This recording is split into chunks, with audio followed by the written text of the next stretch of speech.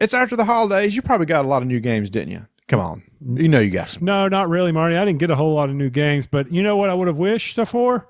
What's that? A new topper for my coffee table. That's what I would have wished for. Where would you get that topper, Tony? Probably at a site called Game Toppers. Yes, you would. From GameToppersLLC.com, where they have these custom game toppers that you can put on top of your coffee table or on top of your dining room table, and it turns your conventional table into a full gaming table. Did you know that, Tony? I did not know that. You know what else I know? You did too. Oh, don't lie. You knew it. I did know it, but I also know that you can pick up some really cool neoprene foamy mats that you can also cover your table with. Actually, I need to order one of those myself because my felt on my table is all messed up. So maybe I need to order a special RDT in one. There you go. Get you one. Get a big squirrel in the middle. Be distracting from the game. But that's over at GameToppersLLC.com. Hey, y'all. It's time for Rolling Dice and Taking Names' first episode of the 20s. And today, the guys talk about all the games they played over the holidays. They also interview Rob Davio and Justin Jacobson from Restoration Games to tell us about a remake of the classic 80s game Dark Tower. Is that why you're dressed like the 80s? You know I totally dress like this all the time. Hello and welcome to the first episode of RDTN in a new decade. This is episode 189. Along the Watchtower, I'm Marty. And I'm Tony. And Tony, we've had a bit of a hiatus. We skipped our last release date, so it's been a month since we put out a brand new podcast. And I bet a lot of people, Tony, were just hoping that maybe we were done. It was 2019. You guys just need to stop. Don't go into the new decade. So they probably were like, they didn't release a regular schedule episode, so they're over with. But we came back. We found out that, first off, I thought I was going to be in a hotel recording tonight, but they did not move everything out of the house to do the big fix. So I am actually sitting in my house for the big move tomorrow, Marty, and then we will be coming live from the hotel. Well, live when we record. And for people who don't know what he's referring to, Tony's has some issues with his house and is going to have to live temporarily in a residence inn? Residence inn, that's it. For 4 to 6 weeks, is that correct? Maybe longer. We'll see. But I got to be positive about this, Marty, because we just came out of the holidays. It was a nice time to recharge our batteries, get focused again on what we're going to be doing in 2020. And I know for this show, Marty, we're going to start off on a high note. Oh, yes, we are. We love talking to designers about some big upcoming games. And Tony, there's nothing bigger that could have been asked for from Restoration Games than the return of the Dark Tower. Tony, remember that game from like the early 80s where it had that big tower in the middle of the table? I do remember it, even though I never got to play it. I remember it. I remember the commercials. I was like, I always wanted to play that, but I got Stop Thief instead. Well, a lot of people have been asking for that game, and the guys over at Restoration have finally decided, you know what, let's bring that out. And that's what we're going to be having them come on today. Justin Jacobson and Rob Davio from Restoration Games to talk about the brand new Kickstarter Return to Dark Tower. So I can't wait to hear all about that game, a little bit of nostalgia coming back. Oh, and I can't make sure to give credit to Isaac Childress, who also co-designed this game. And Tony, you may have heard of him from that little game. What's it called? I thought it was Founders of Gloomhaven. Well, as this follow-up to, his masterpiece, his monster release of Gloomhaven. And you just recently talked about a game that he is working on for mass retail, a skinny down version, a calorie reduced, a thin version of Gloomhaven. Is that right? That is absolutely right. So that's really cool. If you don't want to jump into the big beast that's the full Gloomhaven, he's going to cut down the experience to a little bit more manageable, appetizable portion so that you can just get it out on the table. There's no map tiles or anything like that. You flip through a book, all the maps are in the book.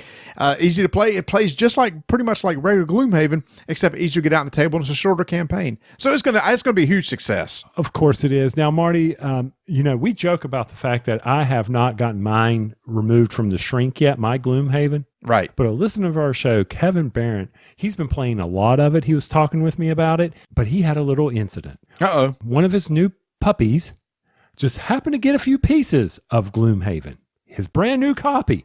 He had it out and the puppy chewed on some chits. Marty, once again, that is why mine is still sealed. Even though I don't have a dog, I don't have to worry about anything getting messed up. That's the reason why I haven't broken that puppy out yet. I totally get that, but I did have a chance to finally learn how to play the game over at BGG Con. I got to play this new version, and I must say it's a really cool dungeon crawler with some really cool mechanics. So anyway, he and Rob Davio teamed up to redo Return to Dark Tower. So we're going to be talking to them in a bit. So Tony, we got through the holidays with New Year's and Christmas. I know you've been crazy packing and everything. Did you get a chance to even play anything? Let's see. We sat down and we're going to be talking about Irish Gauge. Donna, Rebecca, and I played Irish Gauge, so we played that. Yeah, well, let's go ahead and talk about it. Go ahead, do it. Let's talk about it. That game's from Capstone. Yes, it is. It's a train game. It is. It's actually kind of an entry-level train game, right? It's kind of like it plays, I guess, 45 minutes. Mm-hmm. It's from the art. Number one, I love the artwork. It's from Ian O'Toole.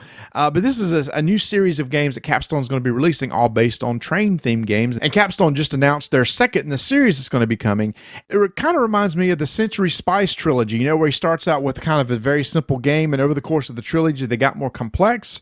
And I wonder if that's the way they're going here, because Irish Gauge is a quick, fun, economic train game. I would agree with you. I view this as a game, a really, really beginner's game to those type of games that could lead to Age of Steam, Railways of the World, because you've got stocks, you've got to build trains.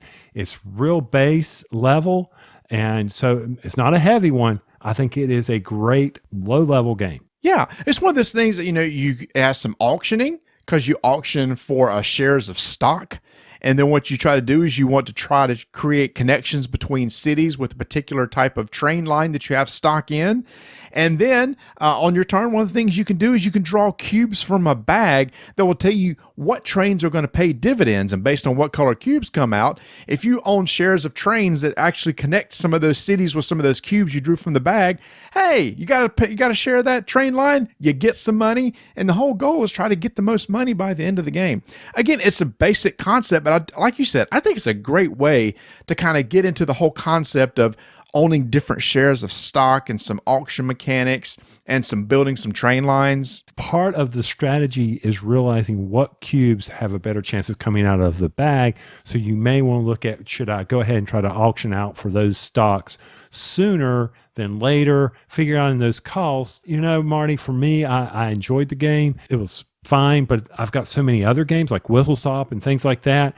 It would be competing with those for me. And that's why I say, if you're just kind of wanting to dip your toes in train games, I think this is a good definitely an intro to it. And like you said, there are some cool decisions you have to make, because one thing you can do on your turn is you can take one of those colored cubes that will cause dividends to pay and put them on the cities. But if you're taking those cubes out of the bag you're drawing from, so that's just less of a chance that color is going to end up paying out over the course of the game. I will say I did not like it with the three players. You, myself, Fred, and myself, and Fred. That's three people. See, that's what happens when you go on a fine sabbatical from podcasting. You completely lose it all, but not that we ever had it. But so when it was just Donna, Rebecca, and I, three people, I didn't feel the tension in the game. But when it was you, me, Fred, and Barney, because we're not supposed to be using our people because we'll forget who we played with and then we have to apologize. We apologize enough on the show. That's exactly right. I felt a better play occurred with four players. I don't know why. Yeah. I felt there was a little bit more tension in it, a little bit more auction tension. Oh, yeah, but definitely, because with the three players, I found that, hey, sometimes you can just have more money than the other two people and kind of get what you want. There's probably not that case with four players. You're probably going to end up bidding against somebody else. So four players, I definitely think, is the way to play. And it really didn't add a lot of time between 3 and 4 players. So that was Irish Gauge. Another one I got to play over Christmas was one called Little Devils from Stronghold. I love my card games. I talk about this. One of my favorites is Six Nipped. You know that game, Marty, where you have... I sure do. The cows, or the bulls. The bulls, yep. Mm-hmm. Yep. Well, now you're dealing with devils. So in this game, and in McCree fashion, I screwed up one of the beginning rules, but we fixed it later. An interesting mechanism, and this is a very good game with 6 players. Very good. This is going to come out anytime I've got 6. This game will be out there. But once again, the player plays a card. The next player to their left determines whether you are going to go in ascending or descending from that number played by the person who started it. And if you're going in descending order, the person that is the lowest person is going to end up taking that trick. Okay. And the person with the least amount of devils is the winner at the end. If you're ascending, the person with the highest number that's played will take that. So you don't want to take tricks. And if you cannot play either ascending or descending as determined by that one player, then you have to play what's in your hand, and you play, I'm descending and I play a card that's higher, I automatically get that trick unless someone else can't play the correct direction.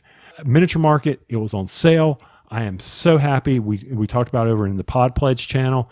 I picked that one up. I took it to St. Croix where we were on vacation, and we had a blast. Everybody really enjoyed that game. And this is from Stronghold? Yep, Stronghold. And what's it called again? Little Devils. Little Devils. Has that been out for a while, or is that a newer game? It has been out for a while. Like I said, it was on sale one of the Miniature Market, 70%, 60%, 50%. He had them on sale. So, but it's still available is what you're saying. It's not like out of print. Still available. And if you're looking for that, seriously, 6-player game, this was a solid 6-player game. Really enjoyed it. Well, here's a game that's not available yet, but will be coming in late February, and that's from Osprey Games, and it's called Letterpress. Now, when I first saw this, Tony, this is a little small box game. It retails for $21. That's the MSRP. And basically, you're trying to spell words. And I thought, okay, well, how is this different than any other game where I'm trying to spell words? It is a little bit different in that, number one, there's a drafting mechanic. So you have a hand of cards at the beginning. Each card has a letter on it. You're going to take a letter and pass it to the person to your left. And you're going to keep doing that till you have 5 letters in your hand. And you're going to try to form a word with it. Oh, okay. I mean, that's pretty straightforward so far, right? In the middle of the table, at the beginning of the turn, there's 3 random letters put in the middle of the table and 2 vowels. Those are for everybody. So if you want to, you can take any combination of the letters in your hand with any combination of the letters on the table and create a word. So one at a time, everybody shows their word, and each letter has, like in Scrabble, has values to each of the letters, and you try to score the most points by the word that you have. Okay, so the higher scoring point will win that round. Now, there's also these other things where you can try to get achievements. It may say if you use three value letters, or there's all these little achievements each round that you can try to get, and if you do, then you can get some extra points. But anyway, here's what's interesting. You don't keep score round to round. What you do is, depending on how you finished, the player who finished first or highest gets to draft 2 letters from any letter that's on the table, from from what you played to what anybody else has played, or that common mark in the middle. You take those 2 letters and you put them aside to use later in the game. Now, you could also claim one of those achievements too, which also can give you some extra points. But then in descending order, everybody else will get to draft letters. You pull up all the cards and you do that again. And you do that for 4 rounds. So in the 5th round, you've accumulated a set of letters. And from those letters, if you accumulate it over the course of the game, you try to create the highest scoring word that you can. The person who scores the highest wins. So I'm going to make sure I understand, listening check here. So from the letters that I have gotten over the rounds, I also now am trying to create a word that gives me the highest score at the end. Yeah. The 5th round, there's no drafting or anything. You just take the letters that you've accumulated over the course of the game and try to create the best word that you can. So over the course of the game, you're trying to come up with the word that you think you can create at the end, and hope you can get the letters that you need for it. That's a lot of memory. Well, no, you can always look at the letters that you have. You can always see what you have. But the thing is, though, is you kind of have to change. It's like, well, I'm going to try to make the word mouse. And by the 3rd round, you realize I can't get a U. So then it's like, well, I need to change. Maybe from these letters that I've already accumulated, I can draft these 2 and make a different word. So you've got to always kind of stay on your toes. And hopefully by the 5th round, you've got a high scoring word that you can create. This game is one of those games, I think, for me, would be frustrating because I'm a terrible speller, but I would have a blast because I see myself hate drafting. Oh, yeah, because there's some letters that are worth more than others, right? So QU is always together on a card, but it's a high value one. So you might like, well, I'm going to draft that. And then, that's why you want to try to finish as high as you can each round. So you got the first choice of letters that are on the table. Okay, I'm with you. I'm like it. And I like the flop. You got the flop at the beginning. Yep. So there you go, your Texas Hold'em reference. Okay, all right. Well, if we ever see each other again, maybe you can bring that one. And there was another trick-taking game you said you wanted me to play that you mentioned on a previous show that my mind completely went blank. Time Chase. From Renegade Games. Yep. I ain't seen that one yet. But then again, hey, we took a sabbatical from one another. We did. We hadn't seen each other in a while. We did see each other last week, and we did get to play another card game, though. It wasn't a trick-taking game, though. When you first mentioned it to me, I thought back to the game we talked about previously by Tom Lehman, The City. Yes. It very much reminds me of The City. Mm-hmm. So I was like, another one in this? Is it going to bring a different feel, nature? And it is. It is completely different. And the name of this game is... Oh, thanks a lot. It's Town Builder, Coevorden, Coevorden. We're just going to call it Town Builder. There you go. This is from First Fish Games, and I saw this at Origins last year. They had a small booth, and this booth was just buzzing. People really, really wanted this game. And I tend to like engine builders, and I like games that have multi-use cards. And that's exactly what you have with this game. Because on your turn, you can do one of three things. You've got 5 cards in the middle of the table that are different buildings that you can build over the course of the game. You can take one of those cards and say, I'm going to actually try to build this building over time. And you set it up as what they call a foundation. You get to take 2 actions on your turn. So your next action could be, well, let me look at this card. This card says, I need some wheat and some wood. Each one of the building cards also at the bottom of the card has some sort of resource associated with it. Stone, wood, wheat, or gold. And you can draft that card and then use it as a resource. And once you get enough resources to build that particular building, you turn it face up, and then it's active for you, and then it becomes, well, number one, it scores you victory points, which is the whole goal of the game, but it also can give you some abilities over the course of the game. Maybe you can somehow get an extra action, etc. And the last thing that you can do, as I mentioned, one of the resources is gold. You can take a card that has a gold on the bottom of it and put it under your town crest, because some of the buildings, in order to get them into play, in order to build them, actually have a gold cost to them. It says most of them are free. You just take it and you can build it with the right number of resources. But some of them say, well, you have to spend a gold or 2 gold in order to even get this one to even start building it. So that's what you want to use the gold for. Well, over the course of the game, you're going to try to build as many buildings as you can and get the most points as you can. You've got random judges that come out over the course of the game that will have in-game scoring. It may be like, hey, the person with the most blue buildings gets 2 points. The person with the most red buildings gets 2 points. It's a light game, right, Tony? I mean, it plays quick. It's easy to teach. It's easy to set up, but it's just a little light engine building game. That's it. Plain simple. It's quick. I mean, when you first plopped that thing down on the table, I was like, God, that's a lot of cards. How many times do we go through these cards? 3 times. 3 times through the deck. Oh my gosh. I'm like, we'll be here all night. The first round quickly takes the cards and I swear, cut it to half. The third round flew. We realized, holy crap, there's so few cards left in the deck because everybody now has them in front of them. They're using them as resources or buildings or whatever. So the game speeds up each round as you go. Right. And like you said, the judges that come out or the way you're going to score victory points, I like the mechanic of where you know one of them.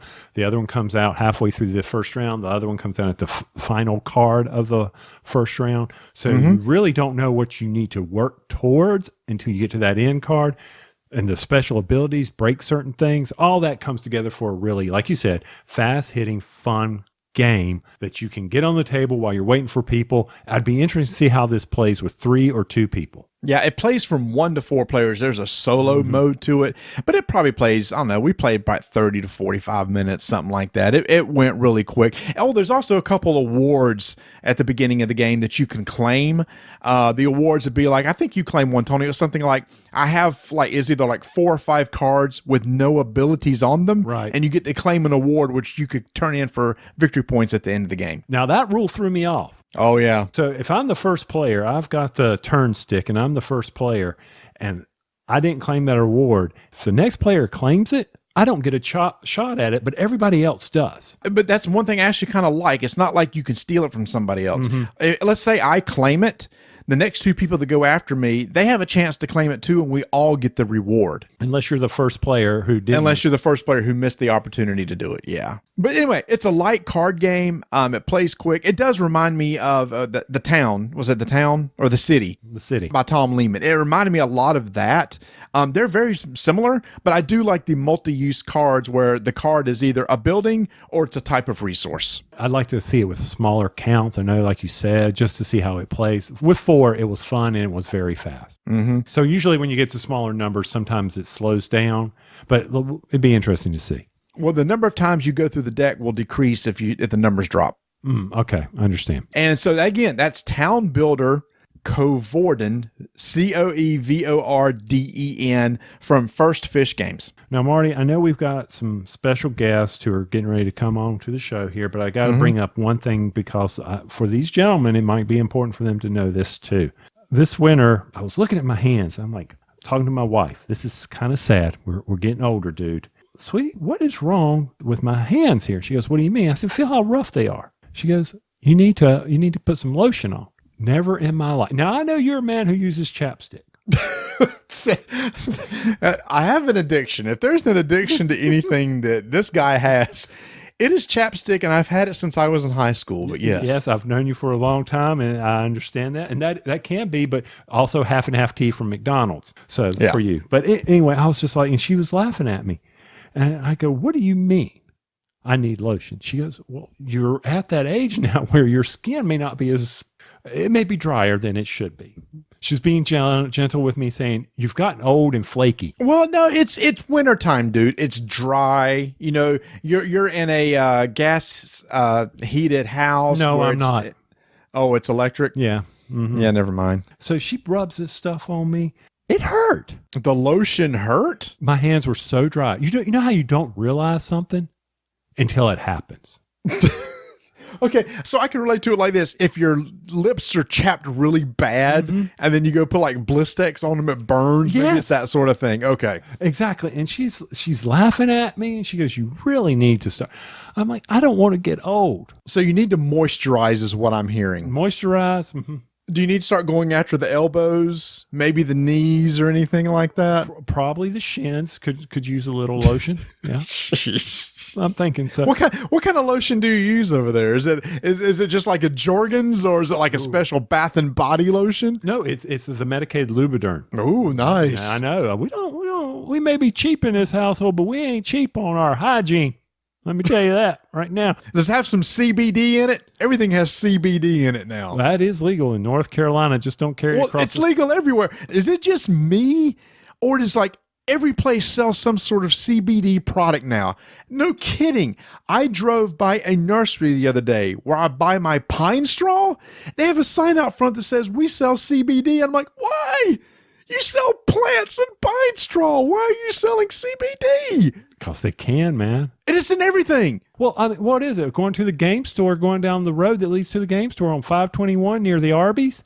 I'm surprised Arby's doesn't have a sign up that mentions it now with their plant-based products. But anyway, there's a sleep store.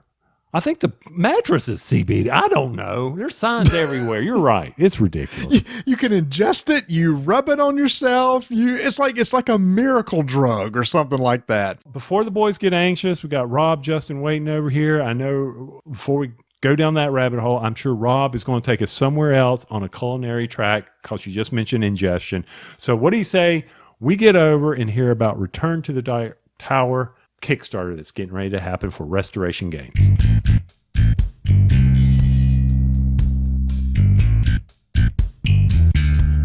So I know you got a few new games over the holidays. You took them apart, you played them, and then in the madness that was going on, you just threw them back in the box. And now you open that box and you're like, oh, what a mess. Well, you can correct that mess if you head over to thebrokentoken.com. They've got the organizer you need for that new game. They might even have an organizer for a game that you haven't even got yet. Matter of fact, I know they do. Why don't you go ahead and purchase that to give you incentive to get that game you didn't get for the holidays? That's right. Head over to thebrokentoken.com for all your insert needs. We are so happy to have back on the show the brains behind Restoration Games. Justin, how you doing? Oh, snap! Ouch! And Wow. oh, wait a minute, hold on, you didn't let me finish. And Okay. the talent, the name, the man who has accolades, who can be quoted from a book, which I did last time he was on here, Rob Davio. Hello. When you set up the joke, I was wondering who was going to get the, stuck as the punchline on the first half. Like, oh, it's me. Well, you just usually have the quick ones back to me. I had a retort, and then, Marty jumped in, and I was like, okay, I'm not going to step on his line. I'm a professional. Well, that's new around here because we're not used to that. And before we get too deep into this, are we sure like everybody's recording this time? Because what was it, last year or the year before last, we did a whole interview and Justin had technical issues and we got to do it again. We love spending time with you, but it was a lot of pressure on me as the editor. It was fine. I'm recording. Yeah, Justin, you look a little fatigued there, man. How'd that trip to Hawaii go? Oh, the trip was great. It's the getting ready for the Kickstarter that will put a drain on you. No, I was tan ready and rested when I got back. And it literally took 24 hours of Kickstarter prep to suck all that away. Oh, yeah. I woke up at 4:30 this morning and my brain started racing. And I've been at my desk since 5. So here we are 14 and a half hours later. I did make a pizza in between. Ooh. Okay, all right. So I assume you just didn't throw Totino's in the oven, right? I started making the dough yesterday and let it do a slow rise in the proof in the fridge. It was a deep dish pizza. It was delicious, cooked in a cast iron skillet. It was great. Oh, did you do your own sauce? I didn't because I had a little jar of sauce in the fridge that I wanted to use up. But the trick was, it's from this month's Cooks or last month's Cooks Illustrated, is you take the shredded cheese and you press it around the inside of the cast iron pan. So it basically fries. You know, like those Crispies that fall off a grilled cheese and cook on there? The whole outside of the pizza is just that, like, thick crust. I think that's called like Detroit style or Milwaukee style or something. No, Detroit. It is Detroit style. Wait a minute. I didn't know this. So Detroit has a style of pizza? I've heard Chicago and New York. Yeah, What is Detroit? It's deep dish, but it's got that crispy... I can't remember the name of it. I want to say Striga, but that's the name of one of the monsters in Return to Dark Tower. I hope it does not have Striga in the pizza. No, it's So wait a minute. There's a magazine called Cooks Illustrated. oh yeah. Oh, yeah. Oh, yeah. Is there like a annual swimsuit issue? I hope not. There's an annual tuber issue. Ooh. Gorgeous magazine. My aunt will share them with me periodically, but so the cast Share with you periodically. I get it. Because it's a periodical. See what we did? It's 2020, y'all. Woo, we're in here hot. It's been 3 weeks since we recorded. We're fresh. Well, that's why we brought on Rob and Justin. I don't know what's going on. That's typical on this show. But this cast iron skillet that you have, how big is it? Does it do the chicken, the steaks? Yeah, it's 12-inch diameter. Very, very nicely seasoned. And Justin, we'll bring you back on because I have one more. Oh, we got a Chianti with some No, an Oregon Pinot Noir. I like the cold climate reds.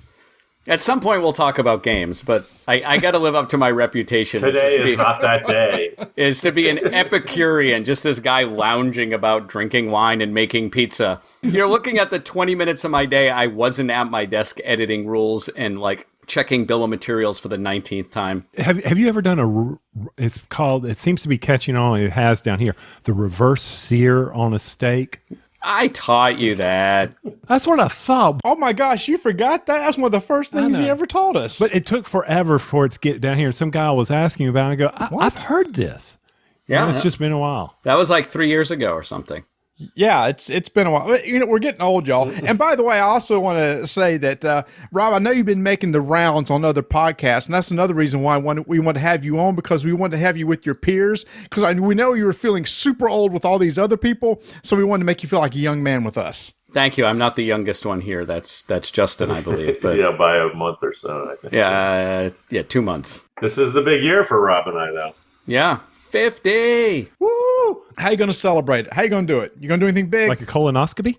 Well, that is on the agenda. I went to see the doctor in October. He goes, "Oh, we'll schedule your your next checkup in April. Oh, you'll be 50. We'll just talk about your colonoscopy then. Happy birthday. I'm like, thanks. That was the first birthday wish I got. It was my doctor.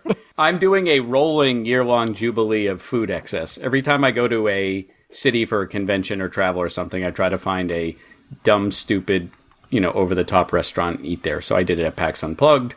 I did it at BGG Con. I'm doing it at New York Toy Fair. I'll be in San Francisco Thursday. I'm doing it Thursday there. Yeah, I was going to say, on a serious note, I have ulcerative colitis and had my first colonoscopy in my 20s. And I will say this, though. It's not that bad, people. It's a running joke. I get it. But don't be afraid to get your colonoscopies because it can save your life. Okay. Have you had one before, Rob?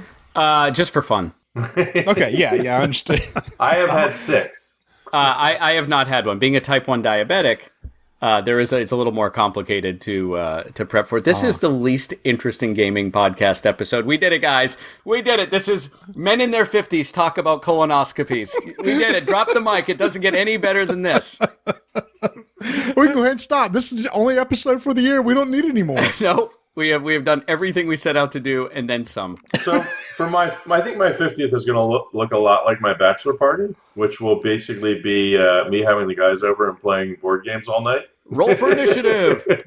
So yeah, for real. I'm pretty sure that's what it's going to end up being. There's nothing wrong with that. Do not try to, you're not a young man anymore. Don't think you can just go out and drink people under the table. Well, I don't drink either, but I mean, if you're talking about Diet Coke, then yes, moderation is the key. Hey guys, the content's not getting any better. Do you not like Coke Zero? I don't mind Coke Zero, but I prefer Diet Coke because I've been drinking it since I was long before Coke Zero ever existed. So. When do we start showing each other our moles? Like, where does this? Well, hold on. I've got this weird one up here on my right shoulder. Where does this end? Dude, you've been on here before. It's too bad you didn't hear the intro because I was talking to Marty about having to moisturize now. So anyway. Yeah. Oh, well, we hit rock bottom. We start digging. Here we go. We can go lower. Okay. Okay. All right. Fine. So you guys are on here because on the 14th of January, you're going to be launching a huge Kickstarter, a game that I know that people have been asking for years, and that is a remake of the hit from I guess was it the 80s, late 70s, 80s? 81. Dark Tower, and you're coming out with a new version called Return to Dark Tower. This is a technical feat right here for a board game. So if you want to give us some background on the game, the history of this game, and what y'all all have done with it, and where you're going to be going with it, the floor is yours. Sure. Yeah, this one's an interesting one because it's such a sort of an iconic touchstone for a lot of people. Certainly of my age, but beyond that, even for people who don't know it, just conceptually, it's one of those ones when we look back, we're very old at this point. It's 40 years old, but it stands out just because it was so unique at the time. It had this huge electronic tower that sat in the middle of the game board and basically ran an adventure game for you, which at the time was mind-blowing. And so for us, so some of our games, we hew very close to the rules and, maybe we're just updating art and things like that. Sometimes it's just adding a little more depth to it or something like that, or tweaking something here or there. This one was very different, even more so than Fireball Island, I would say, in that the mechanics were not really linked to the hook, right? The hook is the big electronic tower. And the mechanics were sort of just filtered through it, but they weren't integral to the game. And so for us, it was just about recreating that wow moment, if you will. And Rob can talk more about that.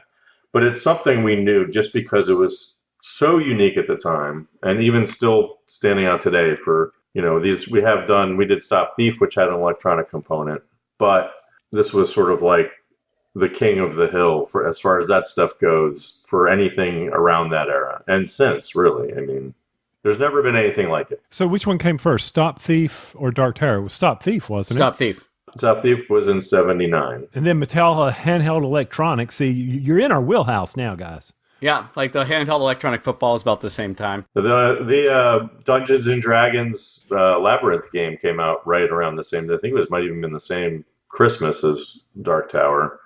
That's another cool one, just in a different way. Not quite as good, I don't think, but opinions will vary, I suppose. Yeah, no, Return to Dark Tower is one of these games. It came out, and it did a whole bunch of things that board games really didn't do ahead of time. There had been some electronic in games like Stop Thief, but this was a spectacle. It had this tower in the middle, it had rotating drums, it was putting on a slideshow, it played sounds, and it kept track of your inventory. It knew like what items you had, how many warriors you had, how much food you had. It knew what kingdom you were in, if you had found these keys on a quest, and it would adjudicate battles. And when we moved into a new space, it basically was like an event deck. And it was a lot of things that could be done with pegs and paper and card decks and dice, but this was the first time that electronics were doing it.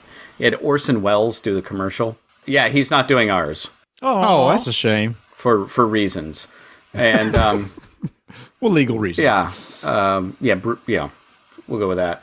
I mean, it would technically be illegal if we got him out to do it. That would be very illegal. That would be very illegal. What's that word? Exhume? Exhume. Yeah. Okay. Yeah. And it kind of came and went in a flash. And it was this thing that one kid had it. And it was like the quest item that you'd have in the neighborhood. And you would go play it. And it sort of like just was this huge thing. And then it went away, but left this real long lasting impression. It was one of our most requested games that we had.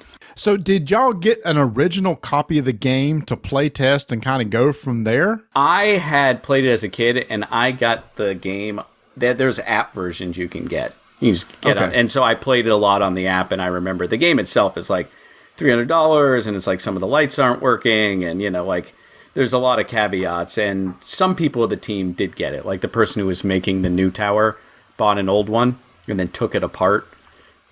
He put it back together and it still works, but he wanted to say, like, how did they do this? And what does the inside look like? And what were the parameters? So certain people had them, but since I was mostly focusing on gameplay and had played as a kid, I didn't need to drop like $400 for the real thing. What did this game sell for back in the 80s? It was like $80. It was, it's like, I don't remember the exact number other than in today's dollars, it's $175. It was quite a big deal. High price point. I mentioned the Orson Welles, right? That was pretty good. The Orson Welles is good. Yeah. I'm still kind of upset you're not getting him back for that. So you and another designer, Isaac Childress. Yeah, up and coming, scrappy kid. He's going to make it soon. Yeah, if he could just get that one game. He just needs that just one that game. one hit. He's just been grinding away, and he's like, you're going to break through, kid. How long have y'all been working on this? About forever. About 3 years. I think 3 years. It was announced. It was at Gen Con 2018. Yes. Yes, 2018. I don't know what year it is. Yes, Gen Con. So we started working at 2017, about 3 years ago. Wow. But now the rules are really updated from the original version. It doesn't play too much like the original, right? Because you gamified it a little bit more. Yeah, we kept some ideas of like, if there's a tower in the middle, a round board, 4 kingdoms, and you're kind of going on quests, and you want to beat a bad guy, right? Like what they were doing in 1981 was what everyone was doing then. It was like relying on the D&D tropes, and we were like, we're not going to reinvent the basic idea of what you're doing, like thematically, but mechanically we completely redid it. And if you're a fan of the original game, there's these little hallmarks that we've put in here and there. There's a scout, and there's a bazaar, and some of the places you can go and the people you met in the original are there. But other than that, it's a complete reboot. It's a redesign based on, all right, there's a mechanical tower. What does it do? Yeah, I mean, in the original game, you had to feed your warriors, which I've been joking. Like, if that's what you liked about the original, you can play Agricola, right? I mean... Yeah, it's true. But I do think it's interesting. I was just talking with this on BGG today about somebody, that there is this sort of fundamental DNA about the way the first one played, where you are like going on this quest. You've got to find the keys and then get back and then assault the tower. And in the meantime, you've got to, should I go get warriors now, or should I go buy, more food now, or do I have time to go one more space? And then meanwhile, the other players are interposing these obstacles, plagues and dragons and things like that are also, putting up these roadblocks. And in some sort of general sense, we did keep that sort of dramatic arc, if you will. Except in this case, it's everybody against the tower. We just wanted to make the tower be the true villain. The tower is the one putting these obstacles in your way, and you're still making these choices about, do I have time to go do this thing, or can I go and advance my quest? The real difference is that the original game didn't really have much of a story. and it wasn't a very deep narrative. And we wanted to bring, we got Rob Davio here, Isaac Hi. Childress, right? Let's put a lot more story into this, and let's get a lot more theme into it, and variety and detail and things like that, flavor. And so that was, at its very core, that DNA, that sort of general dramatic arc, I still think is there. And I think like there's a lot of people who aren't happy, for example, that we went with a cooperative design, or it's not exactly like the original. They want to feed their orders, whatever it is. But I think people who have played it have seen it, that there's sort of that general sense of the mission that is still carried through from the original. So, Marty, is that true? You've played it. I have played, but I never played the original. Okay, yeah. So I really don't have a way to compare it. I know it's definitely a fully cooperative game. I played it at BGG Con. Yeah, and it's changed about 10-15%. You played the last of the easy version. Right. I was like, you guys aren't breaking a sweat on this. And I went back to the team and I'm like, hit them harder, boys.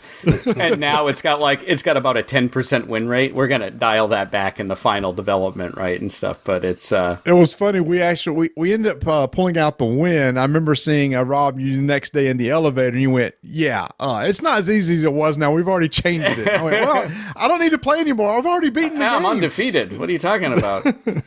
It's a really cool co-op game, and I was going to ask, if you want to kind of give an overview of, all right, so you're going on quests and everything, but what does a player turn look like? So when it's my turn, what do I get to do? Pretty simple. Each player has like a special thing they can do at the start of their turn, right? Whether you're the brutal warlord or the orphan scion, you get this little power you can do. Then on your turn, you get to move 3 spaces and do something cool and get something cool. So if you stop by a building, you get to get something. It might be warriors, it might be a potion or some gear. You might get a virtue, which is like leveling up. There's like a cheap version, then you can spend some of your spirit, which is like hero points, to get the better version. And then you can do something cool, which is go on a quest, kill a foe, or cleanse the area of skulls, which we can get into a little bit more. And that's about it. You can spend the spirit to double your move so you can go faster. You'll have different items that will let you do different combos, but that's kind of it. During a month, which is about 8 player turns, you have 2 quests that you need to do before the end of the month. So you've got about 7, 8, 9 turns. It varies depending on the timer in the tower to get some stuff done. So you have to like remove skulls from the world and kill foes so the world doesn't get out of control, while trying to accomplish these quests while not losing track of the main goal. But your decision of what you have to do on a turn is fairly straightforward.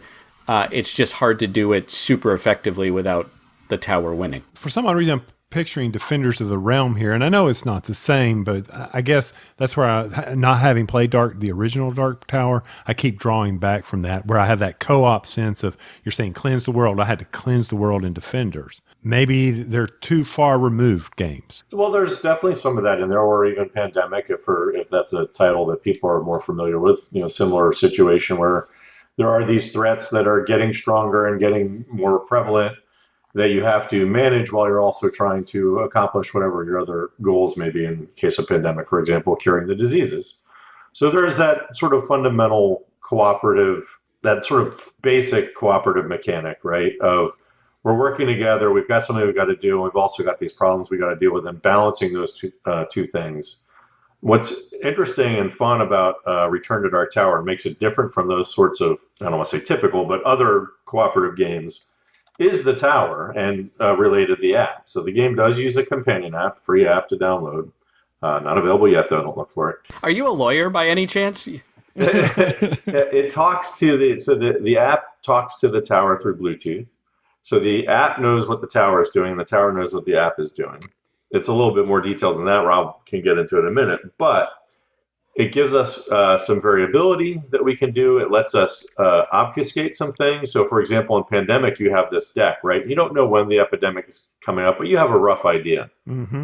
But then as you play, you get that information. Well, with what we can do using this app and the randomization of the tower is provide a lot more variability so that you can't just game the system.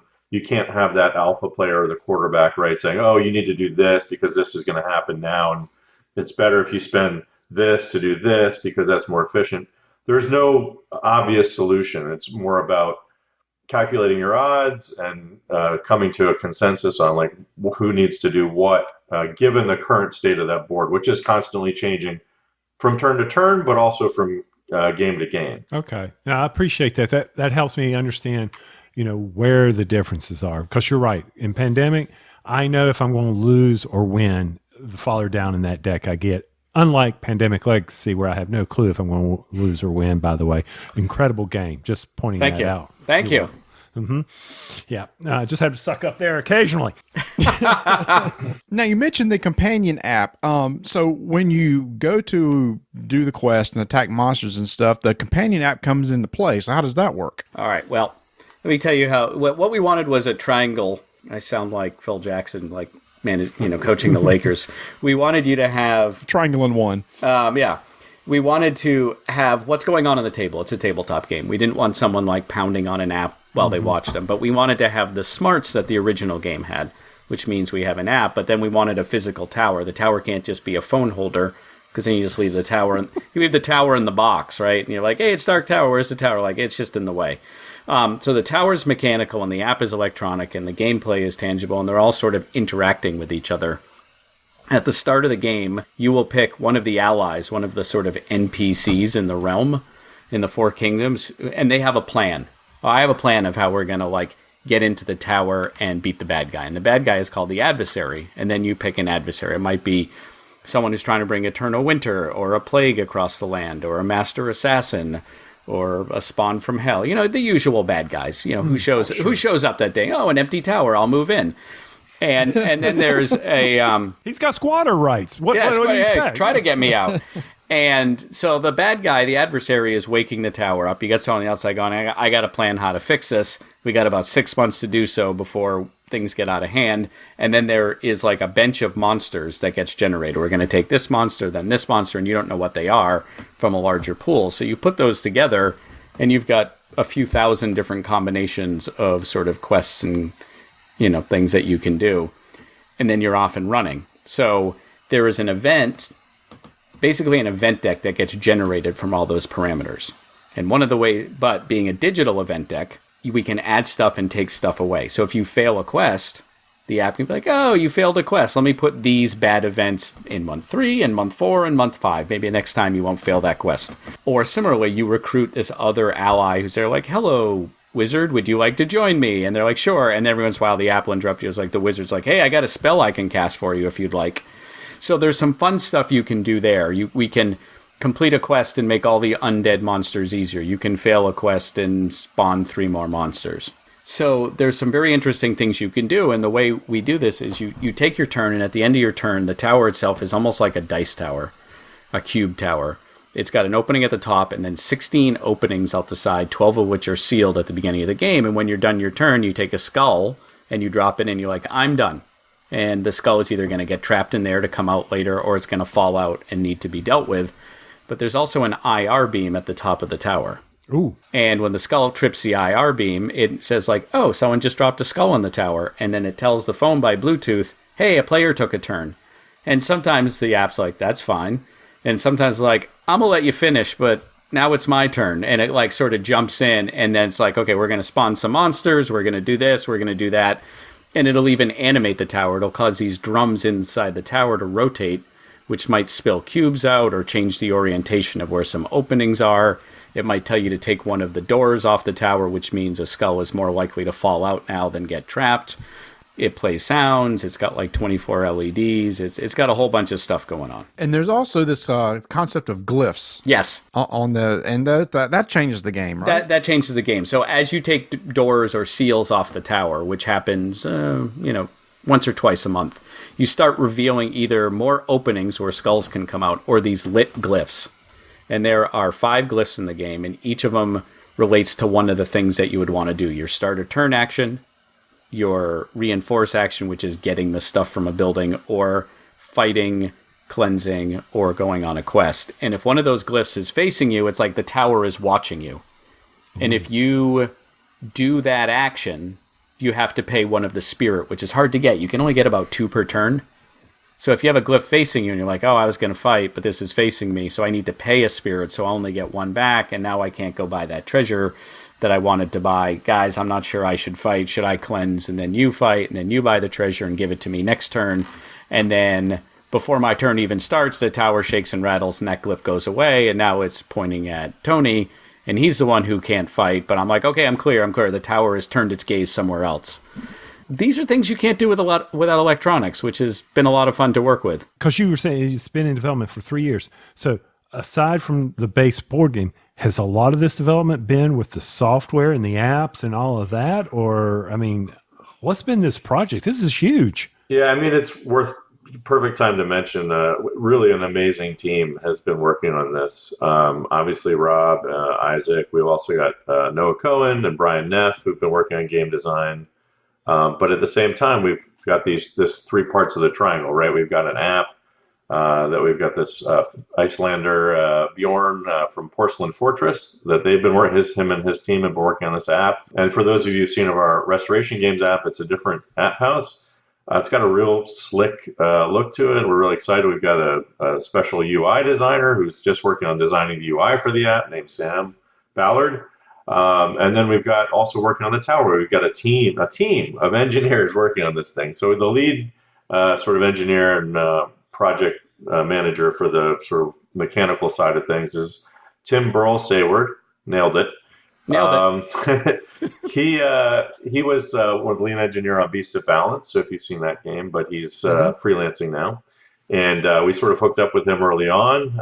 He had just left Beast of Balance and was sort of the right man for the job. And he also had, like I said, a bunch of people working under him, a number of engineers, electrical engineers, mechanical engineers. There's a little guy in a shed in Upper England who... Yeah, there was. Who making gears. So like a little gnome or something. I don't know. Some magical being making these gears. So really an amazing team working on this. I would feel remiss if we didn't point out all the hard work that went into this over those years. But to answer your original question, those teams have been sort of working on these 3 parts of the triangle in tandem as we've gone through. And I have to say, and Rob could talk about this more, the game design was really a challenge to get it just right. And I feel like we nailed it, but it was a long road to get there. And so what that means is while we're doing that, Tim's working on the tower and he's got this design, and then all of a sudden we'll go back to him and say, yeah, we want to shave a level off the tower, or we need more openings, or we need it to rotate counterclockwise, or whatever it might be. And the same thing with the app. Our app designer, Bjorn, had to build a beta app just so we could play test. And this was in the middle. We started with some just pen and paper stuff, simulations, but eventually we had to build this beta app to simulate the tower so we could try out the game and make sure it worked. And every other week we're going back to them. Yeah, this one's, we need to tweak this stat or change this. And it's really just an unbelievable project. Unlike, sort of like an order of magnitude more complicated and in depth than Fireball Island was, which at the time seemed like it was ridiculous. And I believe Tim was at Gen Con last year, right? Yes, he was. The engine. Yeah. And I really got to enjoy talking to him because the audience may not know, I'm an electrical engineer and I do software. So I was like really all into the guts of the tower and how it worked and how you integrated with the app and everything. I mean, it really is a little engineering marvel with all the little bits and pieces going on in there. I think it's going to be really, really cool once people get it out. Now, this is battery operated, right? Or is it going to be like USB? No, it's battery operated. Battery? Yep. Okay. 3 AA's. And how long will those AA's last? We don't really know yet because it's not through final engineering, but you can get, we don't know yet. It could be 10, 20 hours. We'll know in the final engineering. You can use rechargeable batteries. So, you can basically play a game, pop them in the charger, and next time you play, pull them out again. That works too. The app will let you know if, your batteries are running low, that kind of thing. Oh, okay. So it will talk to the app and Sure. say, by the way, you might want to hurry up and change. I've got to ask the question. I got to ask the question. Hold on, Mark. I get the low battery alarm on my phone that says my tower is getting ready to shut down, and I'm in the middle of an epic game. Can I swap them out in time and save my game? Is the app going to come back and pick right up, or is it going to, the tower's going to go, and then it's all going to spin back and rotate solid, and then it's going to come back and I'm going to have to start all over? Well, you've really thought this through. Are you dreaming about this? Is it keeping you up? Well, no, it's not keeping me up, but it's not like I haven't had this experience in like a video game where you've made it almost through this level, and then all of a sudden that sorry but power company has a Right. fault. The power company. They suck. No, what we are planning on is doing a save state after every turn. Right, it's just saving in the background. First of all, and we haven't finalized all this because we're starting to build the real app, but I've been looking at the 40 or 50 page spec that Noah's working on. And it's like you should turn it on and it should check the batteries right away and say, hey, we don't think you'll make it through this game. You may want to change it now, but if you ignore it or it doesn't quite get it right, it is doing a save in the background. And you can do a continue game. Again, you're playing the game, you're like, I got to go. The only thing that would be tough is there are skulls and doors in the tower. It would be hard to take that tower and take it all apart and put it away, and then the next game put it back together. But you can certainly pause to go deal with your kid or your dog or whatever you need to do, or go see a movie and then come back and just say, okay, resume game. Yeah, go get your colonoscopy, whatever. There we go. There we go. That's a callback. Do y'all have Harbor Freights in your area? I don't know what that is. It's a tool place. We have them all around down here. You get these magazines. You get free batteries when you go buy stuff. And I'm just telling people, if you've got a Harbor Freight, save up on those free battery coupons. There you go. We got we got it solved here at Rolling Dice and Taking We provide a service for our audience. There you go. I was wondering where that was going. Okay. well, Marty knew where it was going. He's been with me long enough. He knows all about it. He goes to Harbor Freight. I know he's going to land somewhere. I'm just not exactly sure where it's going to be when he gets down. So you talked about the app on the phone being upgradable, obviously. Is the software within the tower going to be upgradable? I mean, can you make modifications to it once it's out in the field? Probably not. There's going to be some stuff that's on an integrated circuit, right? There's going to be a chip, some lights, and some sounds, and some code for doing things. So I don't think we can update I don't think we can do a firmware update. Yeah, I don't think we'll do that. But one of the things we can do, obviously, is change the way the app talks to the tower. For example, there will be some sort of library of sounds within the tower. We're figuring that out now. And then we can have the app call for different sounds at different times if we want to. Right. Mm-hmm. We can say, don't call for sound 5 when the month ends. Call for 7 because everyone was annoyed by 5. Yeah. I was going to actually ask that. Can I mute the stupid tower? Of course you can. They thought about everything. We're like, Tony's going to be pissed if he can't mute the tower. I know. I'm like, holy God, I'm tired of that sound. He wants to save the game and mute the tower. Yeah, and then yell at the power company. You are just... That's true. He just shakes his fist at the sky I know. every so often. I don't Old know. man gets mad at clouds. Here we go. Absolutely. Now, you talk about being a co-op game and all your play testing. What's the win factor here? Like one of the games we played last Bastion, it was, I think, the win factor, or Ghost Stories. Everybody talked about how low the win percentage is. What are you shooting for here, Rob? Well, I would say the first time you play, I want almost everyone to lose, but know why. Right, okay. But that's just my general rule for co-op, is you get through, you're like, okay, we got to manage skulls better.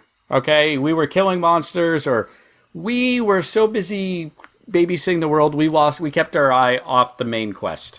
Right, we should have been collecting treasures and getting ready because we needed to do this and that, but we were killing things, or we shouldn't attack at bad odds like that. Advantages are important. We should get those before we go. And then after that, I want your second game for you to have like a 50-50 chance. And then after that, 50-50 would be nice.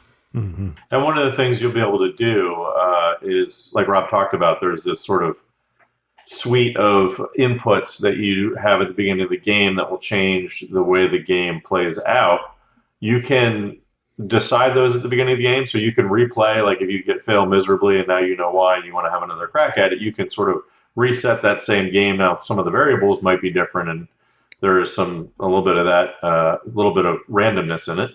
But that general arc will be the same, and you can replay it and try and get a better result, or you can, spin the roulette wheel and see what comes out and try your hand at something new. Now, one thing I was kind of gearing towards earlier, we kind of got off track, but I do want to go back to it. Can you explain how the combat works by interfacing with the app, where you have these options and you can spin stuff in order to mitigate some of the bad things that happen to you? Of course. So the way combat works is the creatures are level. They start at level 2 and they go to level 5. We left level 1 off because you guys aren't beginners, so we're just going to skip that right away. And the math doesn't work. Why don't you just make level 2 level 1? No, because on your turn... These go to 5. Yeah, I understand the joke you were doing. But let me pretend I don't understand jokes and just tell you the real answer. Is on your turn, when you go to fight a monster, you take the phone and you pick which monster you're fighting, and then it shows you like a little picture of that monster or where they are. For if you're fighting brigands, you'll see the brigand camp. And there's 10 different places that you could attack. You could attack the gate or their supply hut or go to the campfire. And because they're level 2, you have to attack 2 places. You have to send like 2 squads to go do it, basically, which is sort of the long way of saying you draw 2 cards out of 10. Mm-hmm. And these cards come up and they'll tell you what's going to happen when the battle happens. Like one says lose 4 warriors and one says lose 8 warriors. So if you're like, okay, that's all I got, I'm going to lose 12 warriors. If you don't have enough, you lose everything you have and then you gain a corruption. You let your last person die and you're a really bad leader. And so you start despairing. But if you have these things called advantages and you're like, I'm good against melee and brigands are melee fighters and I have 2 melee advantages, you can tap these cards to improve them. So you might tap the lose 8 warriors once and it turns into lose 3 warriors. And then you tap it again and it's no losses. And you're like, okay, I know what I'm doing. I'm not losing 12 warriors. I'm losing 4 because I had these 2 advantages. And it's interesting because when you get something down to no losses, if you have any advantages left, you can keep tapping it. And then it'll say something like free some prisoners, gain 5 warriors, or collect some gear. Like you start getting loot drops based on how far above you go. So you might have something that says lose 6 warriors and no losses. And the question is, do you use an advantage to mitigate your losses?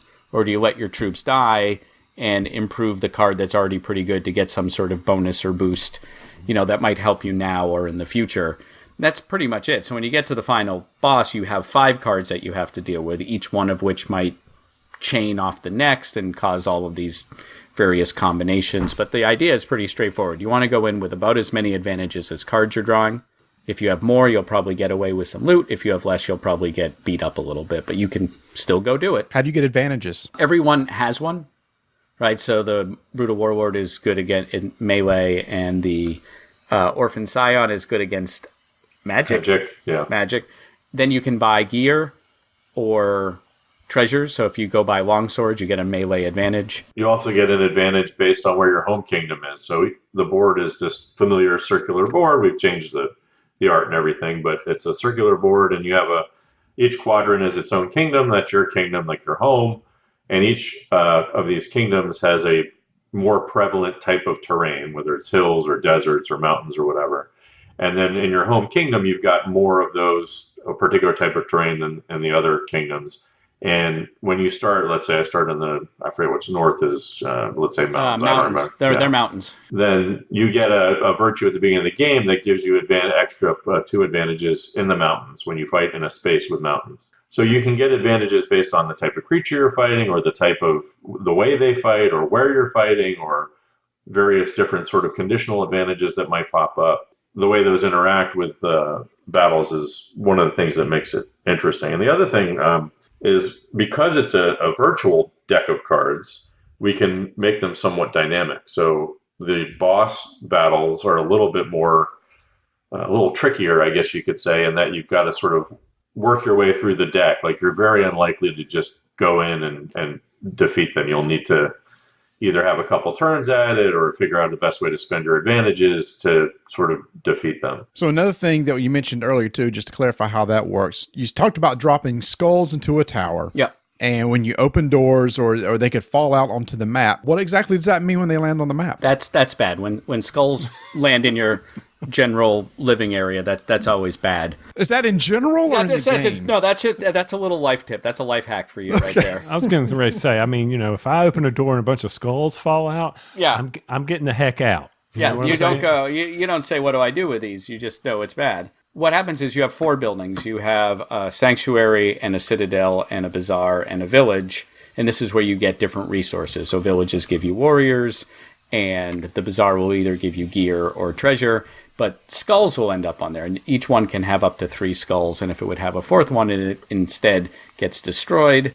And whoever is the owner of that kingdom gains a corruption because you're really not doing your job as the hero of the kingdom, letting skulls build up and destroy towns. But what happens is, in the meantime, if you go in there and I want to go to this village and get warriors and there's 2 skulls, normally 6 warriors is free, but because there's 2 skulls, it now costs 2 spirit. So you only get 2 spirit in a turn.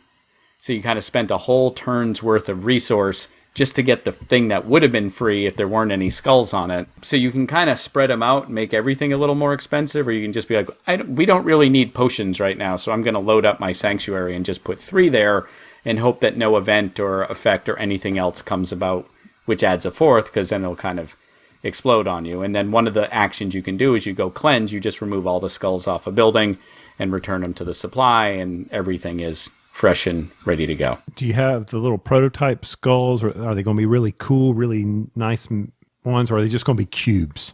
They are not cubes, they are skulls. As Rob digs into his drawers of many treasures, he's going to show us. Not only are they skulls, but we've actually spent really an inordinate amount of time sculpting these skulls to get them just right.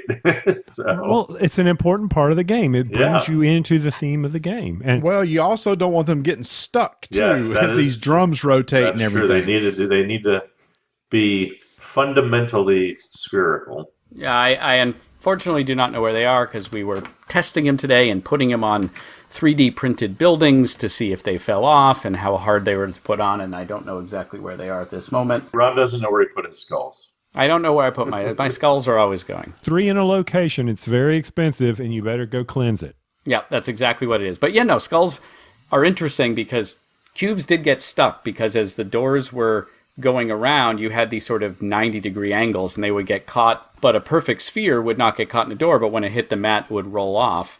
Mm-hmm. And Noah kept saying they should be skulls, and finally we were like, you know what, they should be skulls, because not only is it just morbid and kind of creepy, but they are the perfect blend of round without being perfectly spherical, so that they won't get stuck in the door, and when they land on the mat, they won't roll onto the floor. So they are functional and disturbing. And we also did not want to do marble.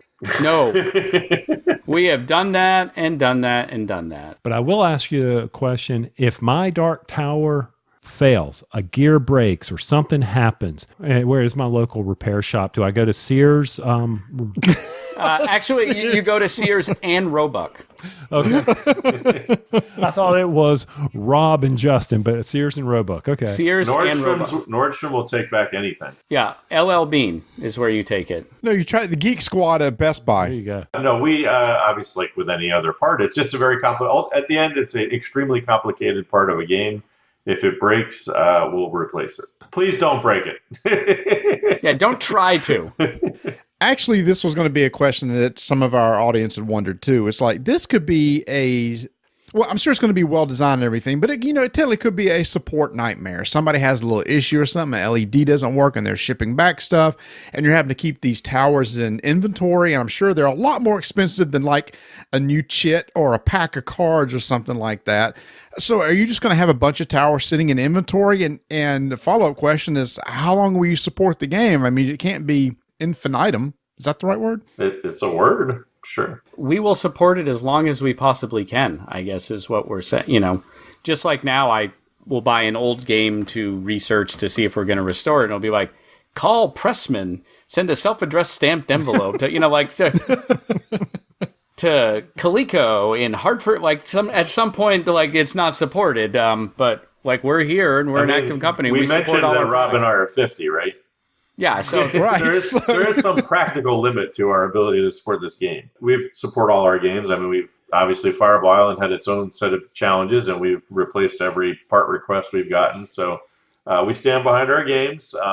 We are pretty confident in the manufacturing part of this and the engineering. And like I said, we put a lot of time and effort into it. It is a complicated piece of machinery, though. It's not a die, so if you drop it on the floor, it won't just roll under the couch. It might well break.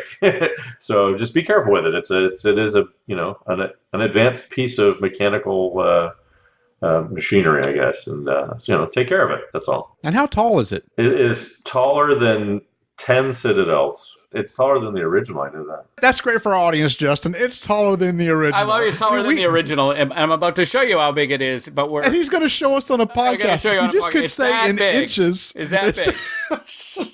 I need a banana for scale. 1.5 Rob's heads high.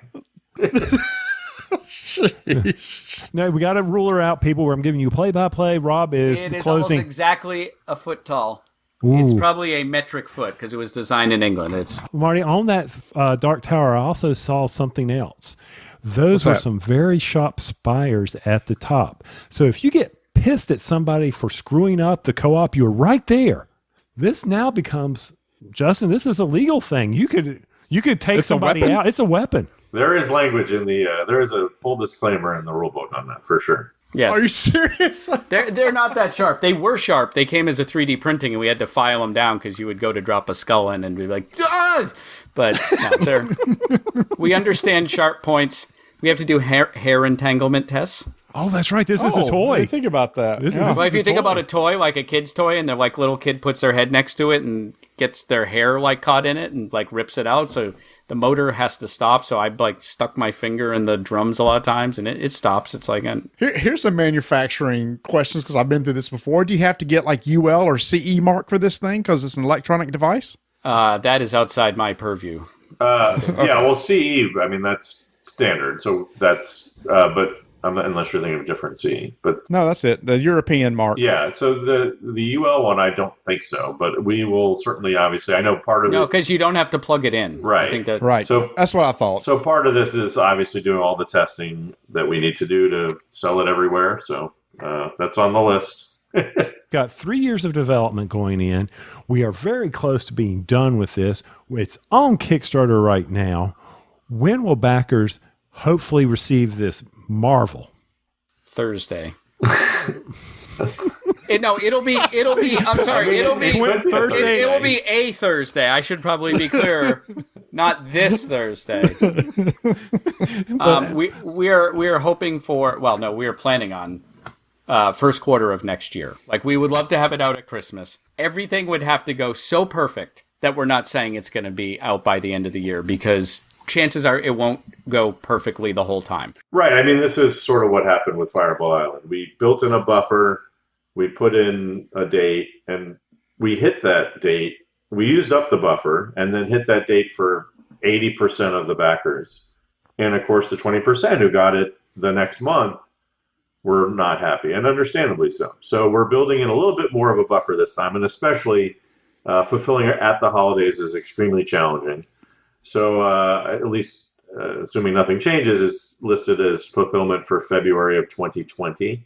You got to get my years right, 2021. Like Rob said, there's certainly a chance some people will get theirs earlier than that. There's even a chance some people might get theirs in time for the holidays, but we are not even going to sniff a promise out for that because we can't guarantee, even if we could guarantee that some people would, there's no way we can guarantee which people would, and we don't want to make that promise, if we can't stick to it. So we're putting something out there that we're pretty confident we can stick to. So when it comes out, will it go straight to retail at the same time? Or is there going to be a little bit of delay at that point if people miss the Kickstarter? There'll be a little bit of delay. I mean, that's the other thing is obviously with Fireball Island, it was timed right at the same time so that we could get it out in time for the holidays for retail.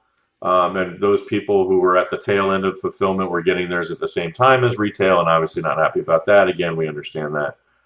So one of the things we're going to be doing is essentially ensuring that the street date is at least a month or so after fulfillment is done. I mean, obviously, you might have we still have stragglers, honestly, people who still haven't completed their survey for Fireball Island. So I'm not guaranteeing complete fulfillment, but we'll be holding that street date until that fulfillment is essentially done. Hey, we just had a contest on Rolling Dice for the survey, and it's not like Marty's got any stragglers going on there to get back addresses or anything. Do you, Marty?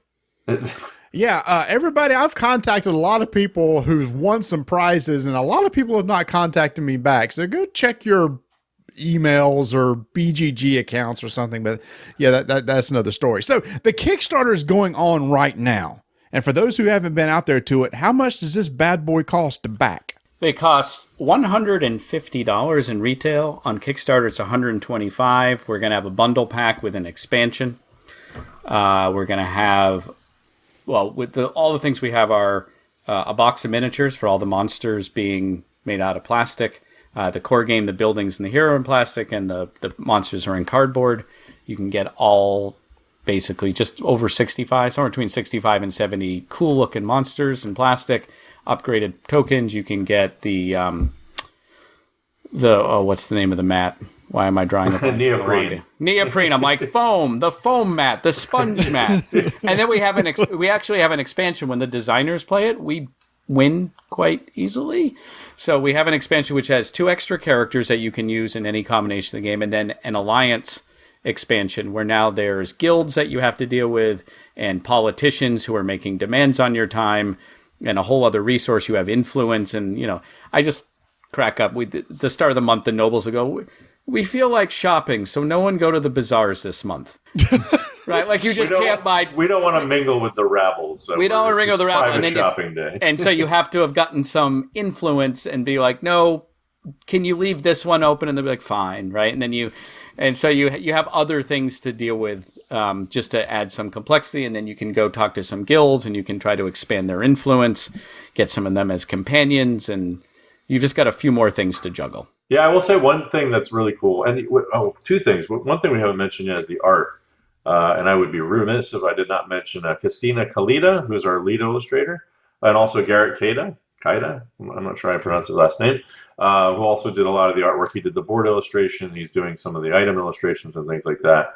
Amazing artist. And in Christina's case, she hasn't worked in board games before, so it was a real find. I'm excited about that. But together, and JJ Ariosa also did some of our concept art. They designed these really cool monsters. So it's one of the things we didn't want to do is sort of have just these generic fantasy tropes and the generic fantasy look. So it's got a real cool, stylized, sort of fresh. It's fantasy, but it doesn't look like your typical fantasy stuff. And one of the things they did is they designed all these cool foes to fight.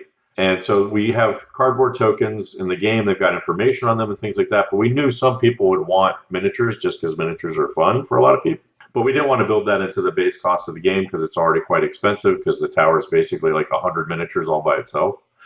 And so we have the separate minis pack. What's cool is if you don't have any interest in the game whatsoever, shame on you, first of all. But you can go and back and just buy the miniatures pack, and those things would be so cool to paint if you're into painting or using D&D or whatever.